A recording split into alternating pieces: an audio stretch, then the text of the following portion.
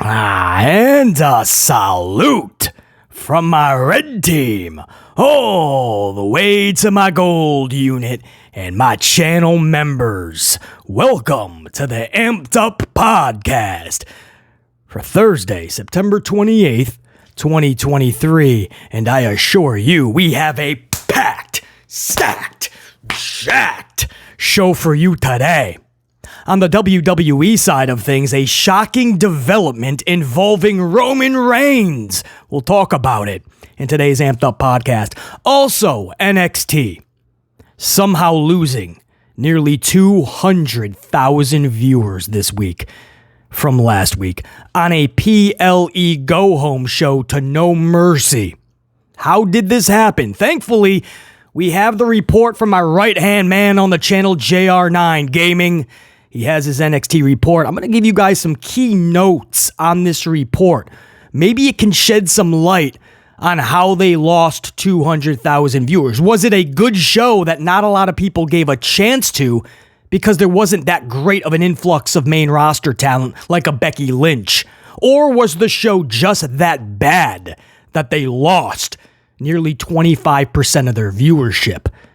I'm going to give you some keynotes from JR9 Gaming's report. We'll dissect this a little bit and see how NXT lost this many viewers on a go-home show to a big event this weekend. Over on the AEW side of things, the AEW report, we're going to talk Tony Khan issuing an apology after the events from last night's Dynamite. And the issues that Dynamite encountered. Tony Khan has issued an apology. We'll talk about that and the issues from last night. We also have an update on Serena Deeb. In one of two podcasts that we put up yesterday, we talked Serena Deeb. Heat. Possible heat and major heat on Deeb. Well, now the latest report says not so fast.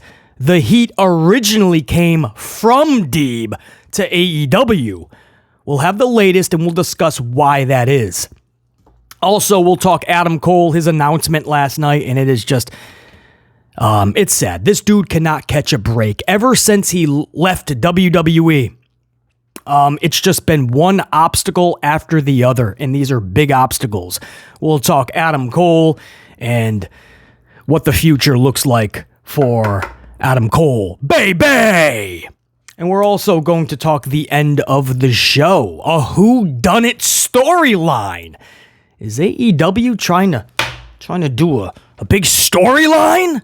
It's about time. We'll talk all about it. It's all coming up in today's podcast and a lot more, obviously. So the only thing left to do is grab your coffees or your beverage of choice, lock in those earbuds, smash that up, because you ain't no geek, you ain't a dweeb, you ain't a nerd, you ain't a doofus son-in-law. So smash the up and be badass. And then come on back and let's get amplified.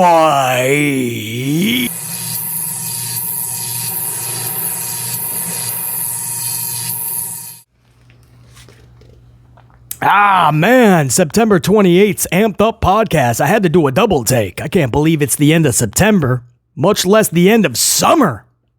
Less than 3 months is Christmas. We gotta buy other humans gifts. Or as Bobby the Brain Heenan calls them, humanoids. Maron! Time flies when you're having fun. I'll tell you who's not having fun. My New York Yankees. They're wrapping up their season this weekend. There is no playoffs for my Yankees because they sucked this year. And they should not be in the playoffs. They have no business, no reason to be there because they wouldn't be any good. So I'm not going to waste anybody's time trying to tell you differently, right? This team was that bad. But as a true fan, I'm going to sport the merch for the last weekend of the season. And then we wrap it up. We're not going to pass go. We're not going to collect $200. We're not going to the playoffs. No more baseball activities after this weekend if you are a Yankee. But again, I'm going to continue to support the team because I'm going to be there to roar in cheers in our victories, and I'm going to be there to rage in our losses, right? And throughout the whole offseason, we're going to bitch, moan, complain, rant, to the management and hope that we correct and rectify the wrongs of this season, because that's what fans do. I'll tell you who's got to whoop some ass tonight. Another sport, my Green Bay Packers. They take on our division rival, the Lions from Detroit, tonight on Thursday Night Football. Now, tomorrow morning on this channel, I will have a full review of that game. And hopefully we're talking about how my Packers from Green Bay whooped that ass. Sorry to Detroit Lions fans, but it just has to happen, right? We have to take control of the division starting tonight. We'll see. We'll see what we're talking about tomorrow morning. Go, Pack, go. But for this podcast, man, this is all about pro wrestling, and we're going to start with WWE. A major development here, man. Shocking. You guys ready? I got to get a swig of coffee. This is how shocking this is. Let me get a big swig. This is a shocking development.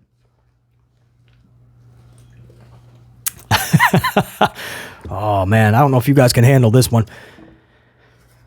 Roman Reigns is showing up to work. He's doing it. He's doing it. I got some dates for you guys, man. On October 13th, SmackDown, he's showing up to Oklahoma.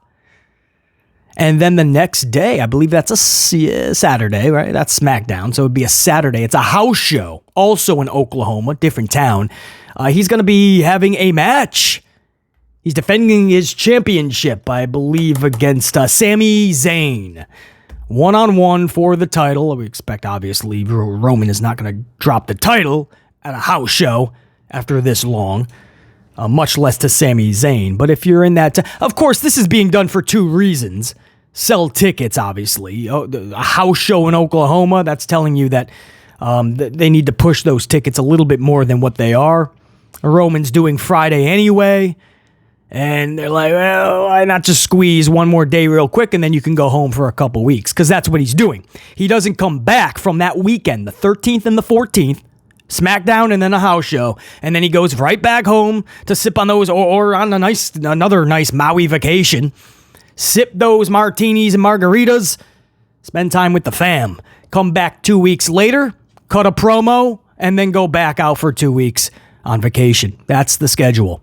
The 13th and the 14th, and then he doesn't come back until the 27th of October. The end of October, the very last Friday night SmackDown in the month.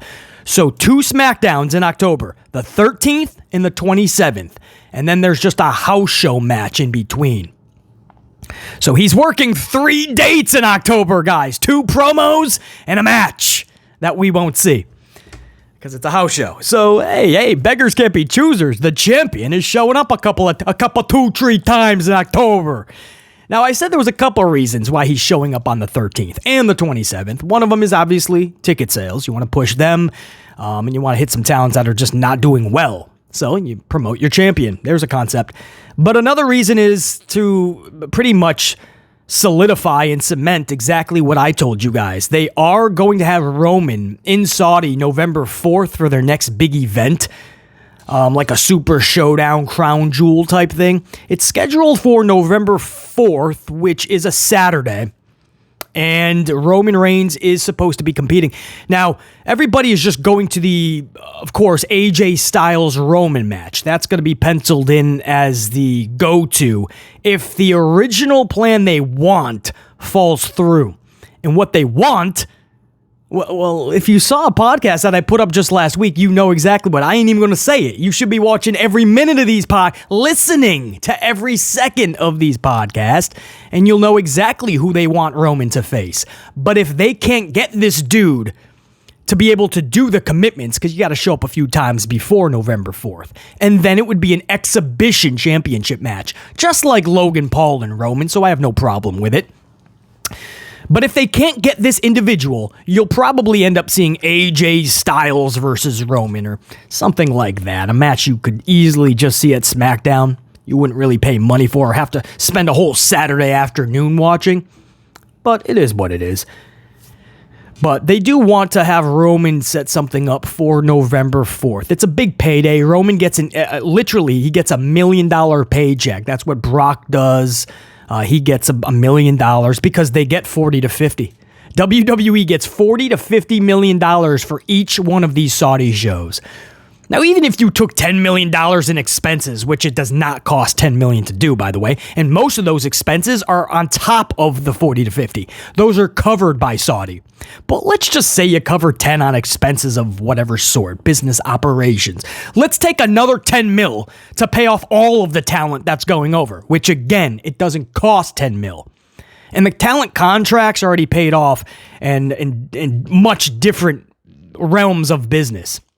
But let's just say another 10 to cover everybody else. All right, well, you have $20 to $30 million. You take about 4 to 5 to cover $1 million paycheck for some of the big talent like a Roman and a Brock, maybe another 2, maybe 1 or 2 more top talent that get $1 million. Guys, WWE is literally walking away with over $20 million in profit off of one show. And I'm being generous. It's going to be way more than $30 million. But I'm just saying, let's just say there's all these operational costs and several individuals get $1 million paycheck. So the point is, they throw an easy $1 million at Roman, that's peanuts to them. And Roman gets to show up, it's the travel. They hate to travel that many hours. But in one night, you make $1 million. Could you imagine in one night, you just made $1 million? And then you get to go back. Roman's not going to show back up probably till Survivor Series. And that's even if he competes. But that's the 25th of November, correct?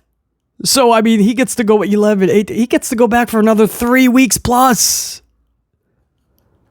Oh, man. And there's no player hating. He worked out a contract that just works. Good for that dude, man.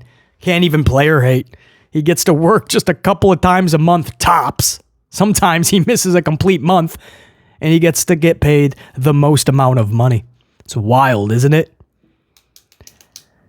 It's what I mean about, well, man, that's another whole topic, man. We won't get into that. But it's official. Those are the dates that he's supposed to be working, the 13th and the 27th. Now, they could always work something out, throw him more money if they think they need him another SmackDown in October. But it looks like just 2 SmackDowns, and that's going to be what we have to set up a November 4th match with the individual I was talking about last week that they want, or somebody like an AJ Styles. Shocking development. Roman Reigns is showing up to work. Now, also in this WWE side of things, the WWE report of this Amped Up podcast, we have to talk NXT. A couple weeks ago, Becky Lynch, Tiffany Stratton, not just them, the show itself, but that was a big part of it. They scored over 870,000 viewers. They were right there with Dynamite from AEW. It was wild, man. It was their best rating in I don't even know how long. One of their best ratings ever. 870 some odd. And then last week they did dip a little bit to 820 some odd, but still solid. I mean, right there with like I said, Dynamite from AEW. 820 some odd in the rating for last week. And then this week, it's the go-home show to NXT's premium live event titled No Mercy. It's this weekend. So you're expecting, okay, I'm sure they were thinking, all right, we don't need Becky Lynch or anybody like that to be a main play in this show, right? We're going to really sell No Mercy and capitalize on the 820 semi. I'm sure they were thinking we'd at least probably pull 725 to 750. I think that's realistic and still really good for this show.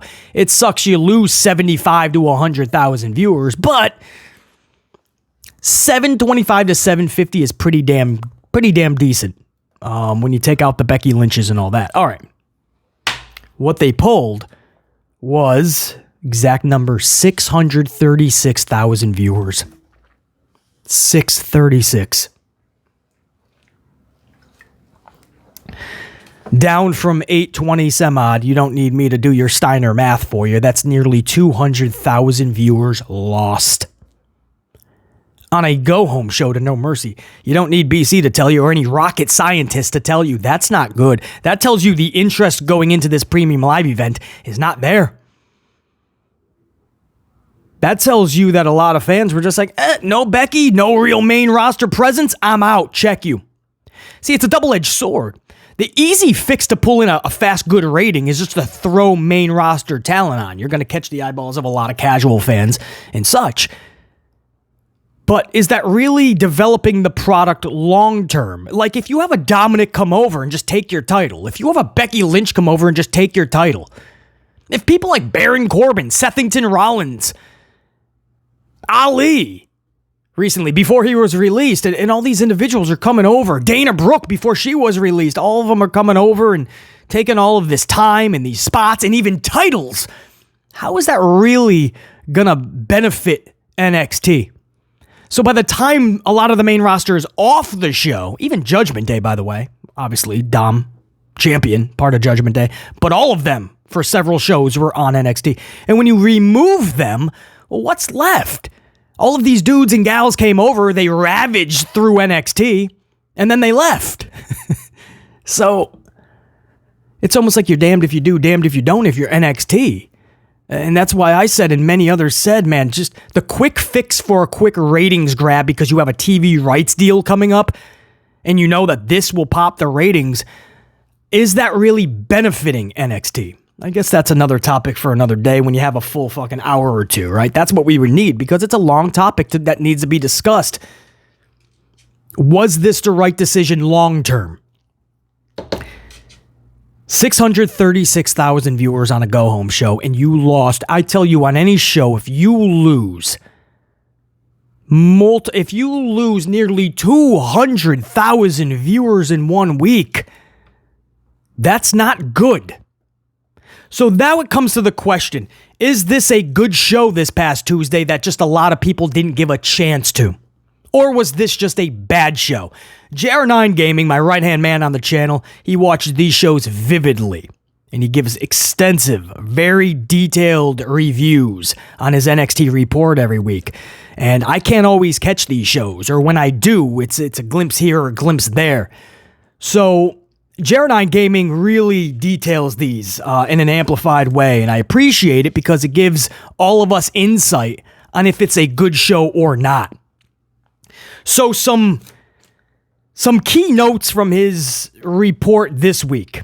And JR9, I appreciate the report, the coffee, obviously, but the report and the insight on NXT, as always. So some of the keynotes, and he breaks it down into positives, negatives, too. So simplified to the greatest of measures. Some of the positives, these are just some keynotes. I urge you guys, there was 2 podcast uploads yesterday. I believe this was the Cody recruiting for WWE podcast. You'll see it in the thumbnail with Jade Cargill. Click on that and you'll see the detail, the full report from NXT, or for NXT from JR9 Gaming. But these are just some of the positives and negatives. And hopefully by reading this, we can see if this was a good show or not. Some of the positives, Brian Pillman Jr. had a vignette play. So Brian Pillman Jr., former AEW talent. We heard the rumors, the rumblings, then we heard confirmation, then we heard he's reported to NXT already. Well, they're already popping him up in some vignettes, and that is damn good to see them pumping him up. Vignettes. Not just developmental talent having matches, and that's how you're introduced to him if you're a casual fan that never saw him in AEW, but vignettes, even in NXT. Just show even your NXT crowd, this dude's special. Look out for him. So very good to see. That's a headline, right? Brian Pillman Jr. appeared on NXT TV. Another one under the positives category was a big night for Trick Williams, defeating Joe Gacy and then a fatal 4-way. So according to JR9 Gaming, there was 2 separate matches for Trick, and he won them both. The fatal 4-way actually included Dragon Lee, who's making his own headlines this week, showing up on Raw, losing to Dominic Mysterio, but everybody raving about his performance. So a big night for Trick Williams. And I believe that Trick, according to JR9 Gaming, it's going to be Trick Williams to take the title off of Dominic. So that's a big decision, right? What was all of this for? Why does Dom have the title, right? All of us were interested to see what talent is taking that. Knowing WWE, you wouldn't even be shocked if it's another main roster talent, right? But it looks to be Trick Williams.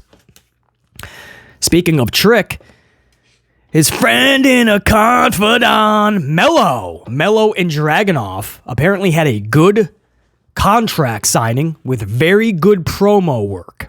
Okay, that's good to see. Develop that to No Mercy and, if done correctly, beyond. So, a good contract signing. I didn't get any... In reading Jer9 Gaming's report, I didn't get anything that was over the top good, right? I didn't get the sense of that when I read this report, but it sounds like everything was good. It evolved nicely, and it sets you up for this matchup coming up this weekend. Now, the negatives. The show started with Butch beating Coffey. Coffey is what we call him, right? I think it's Coffey, but it's Coffee to BC. It's Coffey. Butch is starting your NXT show. Butch, P.D. Dunne, right? Now, we all like P.D. Dunne. We know he's got talent. We want the best booking for him. But P.D. Dunne, little Butch, probably not going to pop your rating at the top of a show. That's Pro Wrestling 101. Don't start your show with Butch. And by the way, he's main roster. And it's not even like a Becky Lynch or like a Dominic. People who get reactions or people actually want to see or want to boo. It's Butch. That's not shade. It's just you wouldn't start a show like that. So that's a big negative. JR9 Gaming. Can't believe that, brother. Butch to start your show. What are you thinking? Dijak lost again, this time to Eddie Thorpe. Now, Eddie, from what I'm seeing, and of course I'm always gauging the wrestling community, Thorpe is really getting a following. Good for him.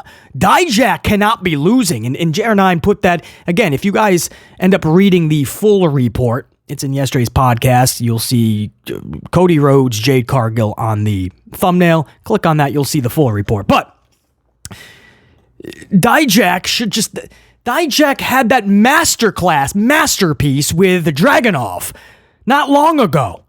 Dragunov defeats Dijak. I was cool with it. But I'm like, listen, Dijak's got to have something massive afterwards. Oh, massive is just one loss after another loss after another loss. And that's only when he's not in obscurity. Oh, man, that irks me because Dijak is special. He should be on the main roster special. And if he's in NXT, he should absolutely be special. Awkward, man. Just odd booking. And then a strong... Oh, no. That was just some of the clutch negatives. I didn't pull any real bad negatives. JR9 had several things listed in the negatives, but these were the only things of key notes that would really pull somebody to not watch or say that's just bad. Because I think JR9 also had Baron Corbin in a matchup. I forgot with who now. I don't have the full report in front of me, but Baron Corbin was wrestling. Okay, I guess that could make people change the channel. So maybe I should have put that in the key notes. But all in all, JR9 says it was a strong show. Quote, a strong show for No Mercy and better than last week's show. Again, this is somebody who has followed this product in great detail, can tell you the ups and downs of this show. And he says it was a strong show, better than last week. So, I'll take his word for it on that. And then you got to think, well, then is this another scenario where they're putting on a good show, but people are just not giving it a chance? AEW, from time to time, has a pretty damn decent to good show, but you don't see it in the ratings because for so many weeks, it was just not. If you're a diehard, tried and true AEW fan, you're going to say every Wednesday night is epic. I get it. But it's just not to the general audience. And you start to see that, right? A show that many say, oh, it's so good, will pull 830,000 viewers for Dynamite. And you're like, how did that happen? It was a good show. Well, too many weeks before, people didn't think it was. Or they're just looking for that storyline that's really going to captivate them. So this sounds like it was a decent show that just people just said, nah, I'm going to pass. Interesting. I don't know, man. I don't know. It's such a weird scenario. Like, do you bring the main roster over and just pop the ratings and just get all the interest you possibly can? Or do you keep the main roster talent off, let them do what they're going to do, and take the hit in the ratings? Know that people are probably just not going to give you a chance, but at least you're putting out the best possible product for what you say you are, a developmental brand, because that's what Levesque McMahon said. It's college football to the pros, right? That's what that is to the main roster. Levesque McMahon said that. But because they want that big TV rights deal, they want to pop the ratings quickly and artificially. So they throw in the main roster. But I feel that hurts in the long run, NXT. I hope you guys are keeping up. NXT is just in a world of hurt. They don't know what they are. They don't have an identity because Paul Levesque McMahon contradicted himself. He said it was one thing and he does another. Yeah, it's like saying one thing, doing another, and it's just it's a vicious cycle. It's rinse and repeat. So the talent doesn't really know what NXT is. The fans certainly don't know what NXT is, and I don't know if Paul Levesque McMahon knows what NXT is. Another rough week for NXT, man. Falling 200,000 viewers back to 630 some odd, exactly where they were before all of the 800 plus hoopla. Did Becky Lynch really pull 200 G's on her own? With Tiffany, it takes two to tango. But damn. I mean, we did see Sethington pull over 750. Judgment Day pulled 7-ish. It's just, I don't know, man. You catch a lot of casual fans. Anyway, that's the WWE report, guys. That's what I have for the NXT side of things in a massive drop, and hopefully they correct that. Just sucks that it's going into No Mercy, a big event for them this weekend. Of all the times to lose 200,000 viewers. Could you imagine if they could have stayed over 800 for 3 straight weeks going into a PLE? This company would be feeling really good about itself. Now, over on the AEW side of things, Tony Khan issued a major apology.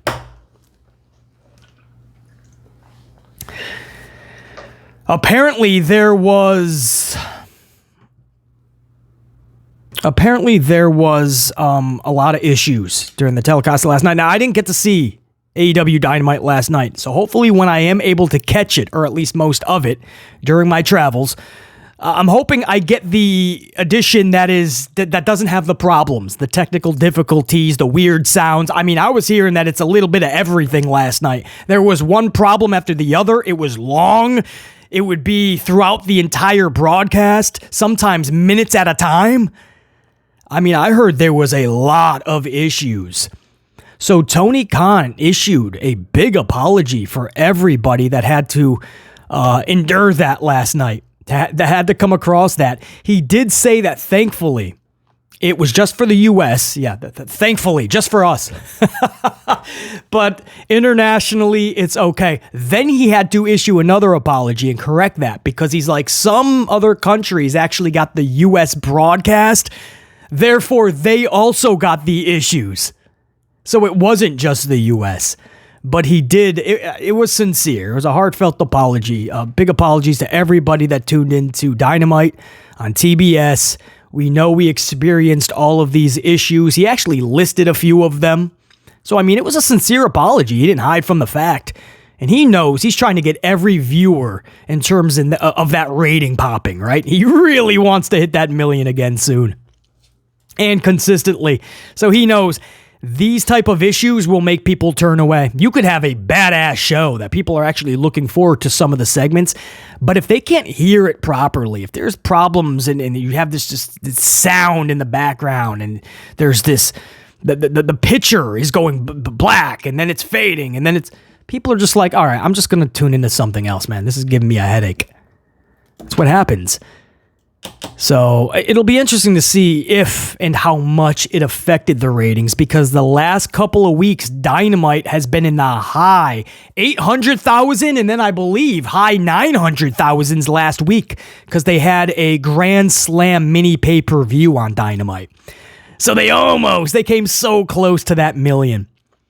But because of the issues, because this was not a themed event, and because the card just wasn't as big as last week, you gotta believe that's gonna fall back to near 900. Now, with all the problems, did it fall back into the 800,000s? That's the question now. But Tony Khan did issue an apology for all of those issues. Speaking of Tony Khan, an update on the Serena Deeb story we put up yesterday. I forgot which podcast. Again, we put up 2 of them. Hopefully you guys caught both of them. A lot of good news and topics and things that were discussed in the wrestling world. One of them was Serena Deeb, possible heat and major heat on Deeb. Now, BC said that's wild because Deeb is liked by everybody from what I know of her. She's highly respected. She was a trainer in WWE, and when she got over to AEW, she's been helping Dustin Rhodes extensively and to an amplified measure, helping the ladies out with Dustin Rhodes. I don't know if she's an actual labeled, titled trainer or not, but she helps the ladies out big time. To say that she has heat on her, something wasn't adding up. Well, I have an update. It appears. Now, she's saying that she has a little injury. That's why she's been out, right? So she's not trying to cause waves, and she probably does. I have no reason. Nobody has any reason to think she's lying about an injury. But as far as the heat, nobody has been able to debunk the reputable reports that say it's Serena Deeb who had an issue with AEW and how she's being booked. Apparently, some of these reports said that it was her time in the matches, not just her not winning or things like that, but the time was being cut constantly. So not only does she not have a lot of matches, but when she does, the time is cut. That's the latest report that we're getting. And this is a little bit more realistic for BC, that she would have an issue and not others have an issue with her, because again, she's so highly respected and I've never heard a bad word about her. So if that's the case, and she's not happy with that, and then you hear Malachi just recently talking about his absence. And yes, it's just like Serena Deeb saying, no, I'm out because of an injury. I want to clarify, but I don't know why I'm not getting singles matches. Malachi said that in his statement. He said, guys, I just have a little injury. I'll be back soon. You keep asking why, by the way, that I'm not in singles matches. I'm always just in 6-mans. Is it because of this injury? No. He says, I'm not getting singles matches because, well, I don't even know why. That was a quote. I don't know why. And then he follows that up, and I quote, I guess they just want me in 6-man tags. That's sad. Malachi's too good of a talent. He's badass. He's got a character. He can put storylines on his back. Just him. He doesn't need a whole faction, and he doesn't need to always be in 6-mans. I told you guys from the jump, I can't wait till Malachi Black is on his own. I don't need this faction shit. I don't. Malachi Black is too good on his own. I was down with this dude when he was by himself in WWE. He was just about to get a big push, and then he's released. I'm like, okay. Well, that happened fast. But my point is, whether it's to talk about Malachi yesterday, whether it's to talk about Serena Deeb today, a lot of talent just not happy with the way they're being booked, on top of Jade Cargill saying, you know what? I think I'm just better suited in WWE. I think this is a better placement for me. It's just all of these talents, man. It's all the things we heard in WWE for years, right? And we thought, okay, well, AEW is going to know how to utilize all these players. Tony Khan knows what to do with all these players. And then you start to hear one talent after the other speak out about how they're unhappy. So that's the latest with Deeb. It's not just heat on her. We're hearing that the original heat started with her, not fully on board with the way her booking has been, not being used and her matches being cut. I'll try to find out more, but these seem to be reputable and nobody's been able to debunk it. We'll see. Speaking of heat, a lot of heat on an AEW official, Rick Knox. We spoke about this several podcasts ago. Last week on Dynamite, Phoenix versus Mox. Was it Dynamite? Or was that Collision? I think it was Dynamite. One of these shows, man. Mox dumped on his dome piece twice by Phoenix. The problem was early in the match, Mox was already down and out. The lights were on, nobody home. Already had a concussion. And the match continues. Rick Knox doesn't realize anything, doesn't throw up any X's, doesn't ask, hey, should we end this? Nothing. is tapped into his black box to get back to Gorilla. So the match keeps going. Now, we're not going to blame Rick Knox just for that, right? Mox is a consummate professional. He's not going to want to end a match. He's not going to tell the ref or show the ref that there's issues. All of us kind of knew something was wrong, though, right? I mean, something was off. So Rick Knox has to know, but we're willing to give him a mulligan. It's what happened at the end of the night, or the end of that match, when the audible is called, and Mox knows he can't go any longer, and stupidly, he takes this driver. Stupidly. He should have never taken that. And he knows he's got to just eat the pin. It's an audible. Phoenix was not supposed to walk away with the title, but he did. And the referee Knox counts 1, 2. Mox keeps his shoulders down because he knows he's fucked up and he has to end this match to get medical assistance. And Knox refuses to count 3, even though his shoulder wasn't even up, didn't even move. And Knox just stops his count, exposing the business live on air. Live on air, and then you wonder why WWE has their policy, right? Where you call that audible immediately. You do not expose the business. If a wrestler misses his cue, a WWE official has to count the 3. Now you see why. That was horrible. And then it set up something even more tragic, where Mox again took the driver. He took it again. A dude who's already concussed, taking another driver. And then Knox finally gets the point. Oh, are we ending the match? Knox is taking a lot of heat. This is reputable reports. I think this one was Sean Ross, maybe Fightful. But I mean, everything they're hearing days later. And this is exactly what I was hearing, like heat on Knox. And there's been heat on Knox. AEW officials are horrible. We all know that, right? Even if you're an AEW fan, you know AEW referees, you literally would think they just picked them up from a Target, right? They're stocking the shelves. Tony Khan just started plucking them and putting them in his carriage, right? A new coffee machine, some cereal, right? Target has groceries now. So you put up a new coffee machine, you put a cereal in your little carriage, maybe some highlighters and a notebook, so Tony Khan can scribble in all of his show matches.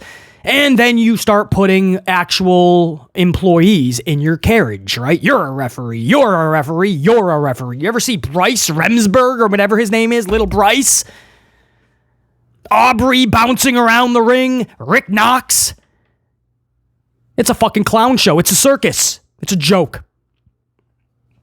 And Rick Knox is just one of those dudes who's just obnoxious.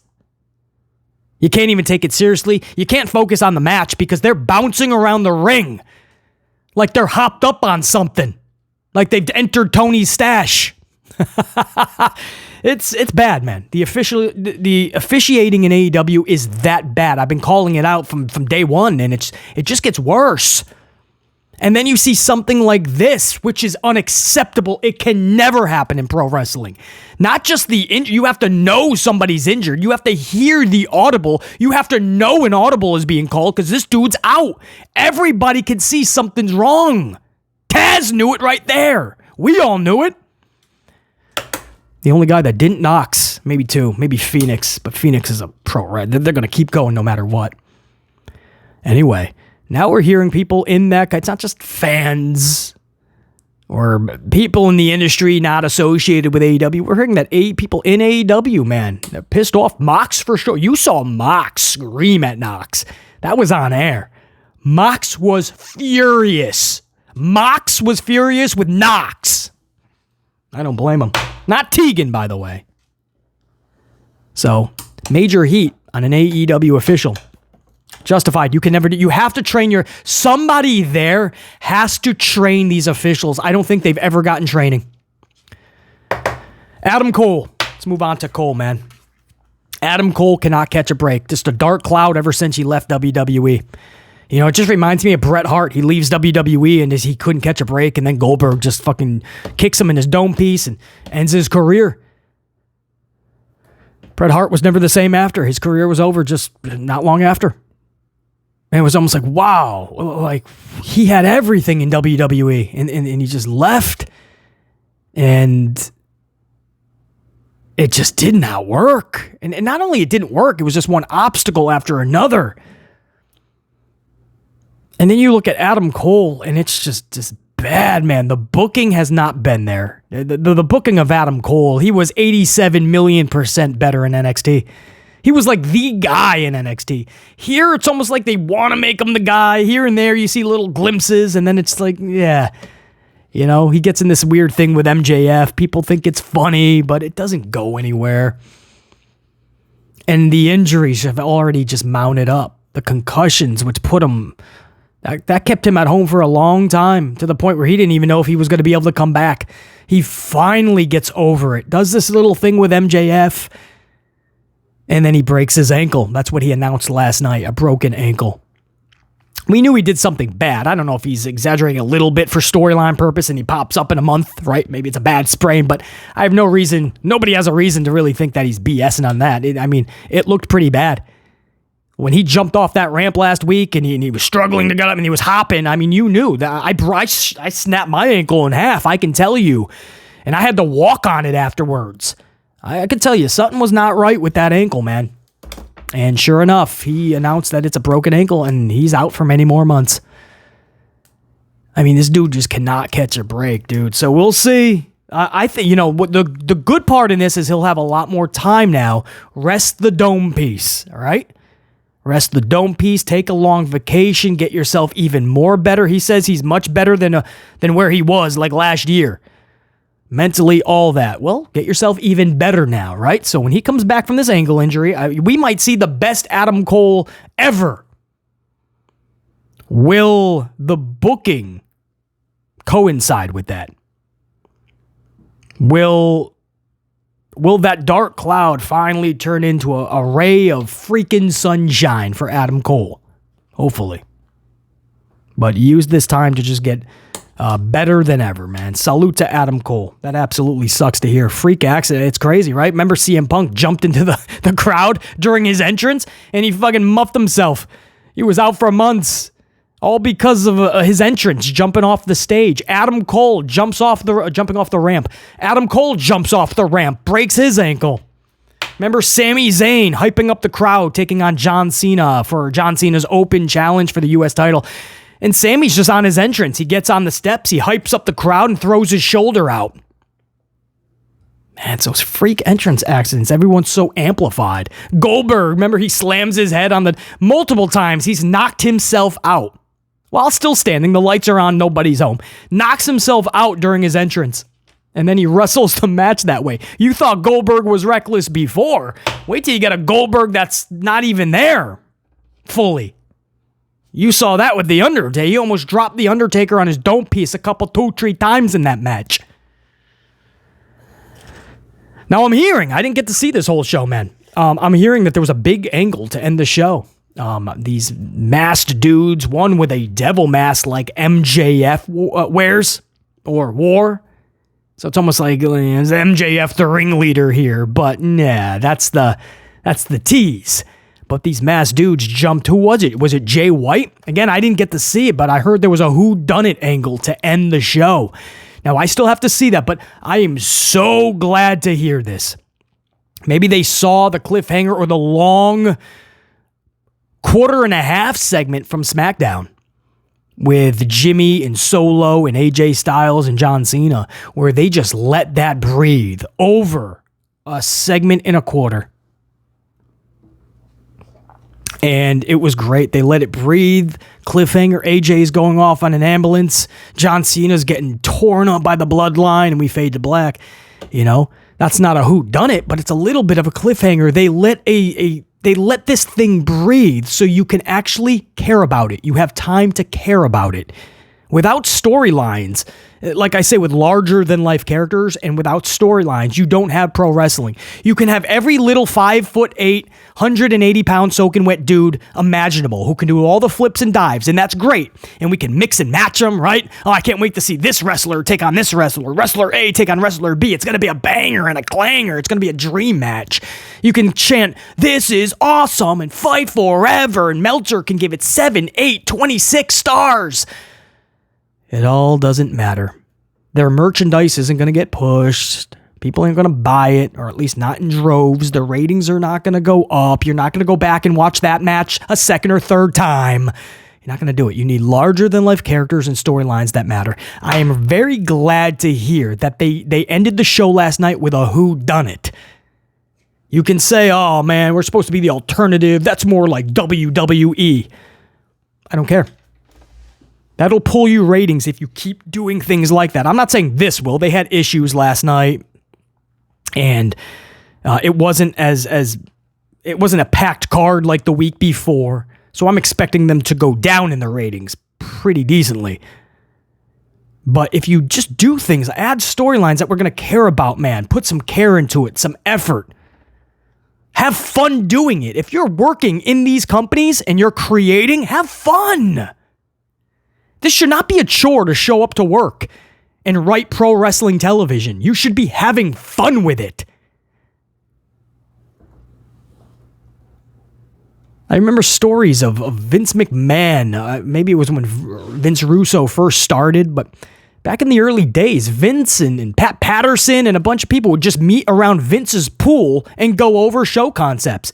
And Vince would be throwing people in the pool. They would meet at Vince's house, his mansion, a big pool in the back, and that's where they would do the writing. Vince would be throwing people in the pool. They'd be having a barbecue, and they'd be writing pro wrestling. They were having fun. And those 80s into the 90s, it was fun, man. And then you get into the late 90s, Vince Russo and all them. Vince tells a story. Vince Russo, not McMahon. Him and Ed Ferreira, who is the other writer, they would be like ordering food, Chinese, pizza. They'd be watching Jerry Springer laughing their asses off at all the schmucks. And they'd just be writing television while watching Springer and stuffing their faces. Having fun. It showed in the Attitude Era. Have fun. Now it just seems like everybody, it's a chore. They're showing up to work and they have headaches. They don't know what to do. I don't even know. Is Vince going to like it? Is Paul Levesque McMahon going to debunk it? Yes, come on, man. Have fun. AEW, you ain't got to worry about a Vince, a Paul Levesque. You ain't got to worry about any. In AEW, there's no reason we're not getting the best television imaginable for pro wrestling. And for 5 years, they haven't delivered. That's why I'm so hard on AEW. Because they have every reason in the world to be dominating. I hope they finally get the ball rolling, man. Best way to describe it. Get the ball rolling. You have everything you need. You got the primetime television. Your channel, Warner Discovery, lets you get away with a lot more than WWE. You have 3 primetime shows a week. You have all the talent in the world. I'm glad to hear that. I didn't get to see it yet. I do want to capture it at one point, man, because that, even if it was done poorly, at least they're starting to think, hey, what if we start doing these storylines? BC, man, if you watch every Wednesday and Friday and Saturday, you'll see, man, there's a bunch of storylines. I'm not talking about these little things that nobody cares about, man. And in AEW, you know damn well, they pick them up. They drop it. They drop it. They pick it up again. They drop it. AEW stories are all over the place. Tony Khan doesn't even follow his own shit. So maybe I'm gassing up this whodunit. Maybe it was just really awful. Maybe it was just really quick. A quick part of the end of the show. Who knows? I just heard about it, and I think that as long as they're incorporating these type of segments in their show, AEW in the long run will be better. So a whodunit supposedly ended the show last night. I still got to find out more on that.